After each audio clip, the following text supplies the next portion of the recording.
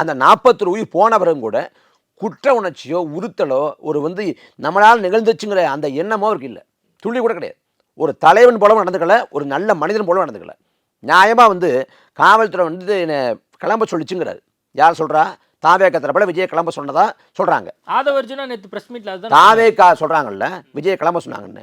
அவங்க கரூரை விட்டு கிளம்ப சொன்னாங்களா, சென்னைக்கு போக சொன்னாங்களா? அங்க வர வேண்டாம் அப்படிங்கிற கரூர் தானே, கரூர் தானே. ஆமா, அந்த இடத்துக்கு வர அப்போ என்னன்னா, அப்போ நாமக்கல்ல இல்லை, சேலத்தில், மதுரையில், திருச்சியில் எங்காவது ஒரு நட்சத்திரத்தில் தங்கிட்டு உங்கள் கட்சியோட 2ஆம் கட்ட 3ஆம் கட்ட நிர்வாகிகளை கூப்பிட்டு களத்துக்கு போய் பாதிக்கப்பட்ட மக்களுக்கு ஆதரவாக நில்லுங்க, மீட்பு பணிகளை மேற்கொள்ளுங்க.